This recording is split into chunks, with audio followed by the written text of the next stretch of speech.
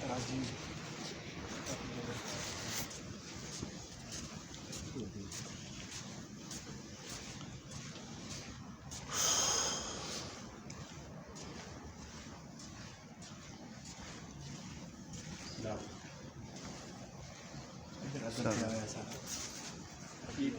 अभी क्या था?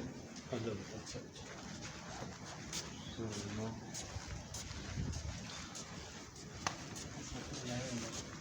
मतलब किस नाम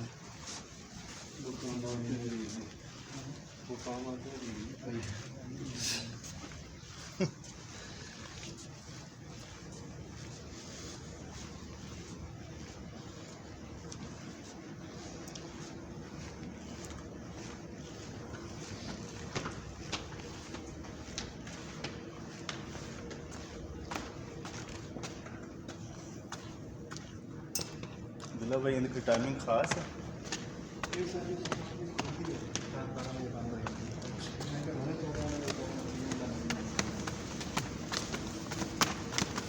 उन्होंने जाके इफ्तारी पूरी करनी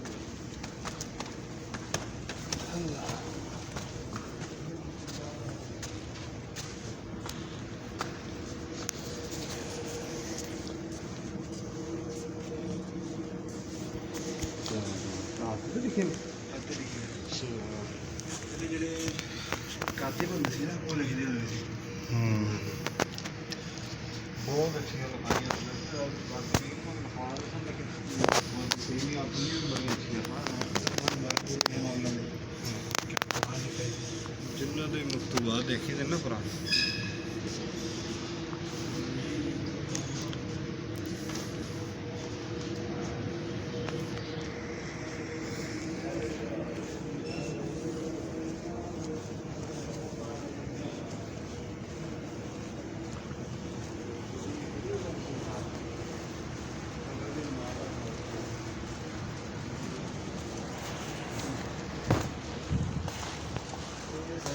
शेख साले ने फजल नवाज पढ़ाते हैं फजल नवाज ने जो पढ़ाते सन हाँ ये उन्होंने मकतबा बुढ़े हो गए उन्होंने मेरा मकतबा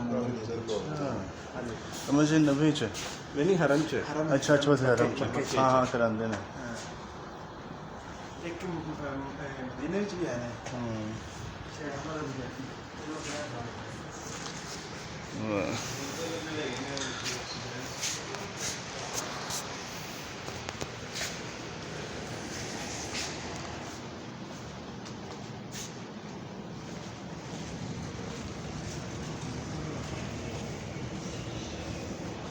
जिंदगी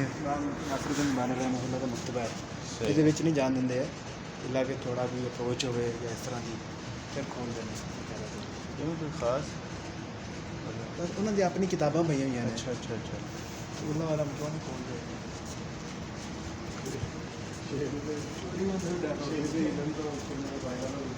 किताब चोरी नहीं हो सकती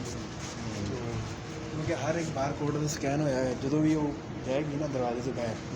ਤੇ ਜਿਵੇਂ ਹੁੰਦਾ ਨਾ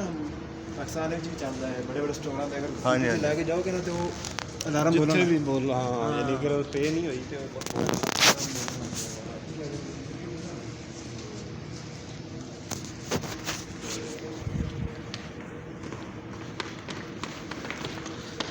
जिंदगी ਦੀਆਂ ਜਮ੍ਹਾਂ ਪੂੰਜੀਆਂ ਰੱਖੀਆਂ ਨੇ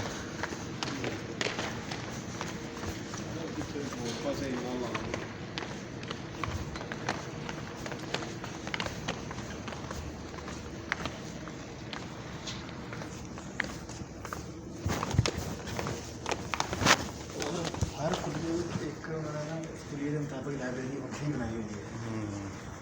कुलिया हदीस है उसके अंदर एक बनाया है कि वो वक्री है लेकिन ये मेन लाइब्रेरी है मरकजी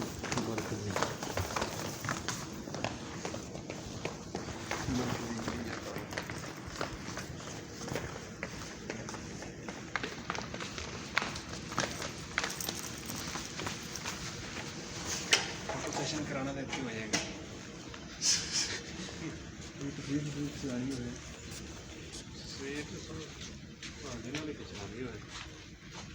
थोड़ा मोबाइल है ना थोड़ा मोबाइल खींचना सारी तस्वीर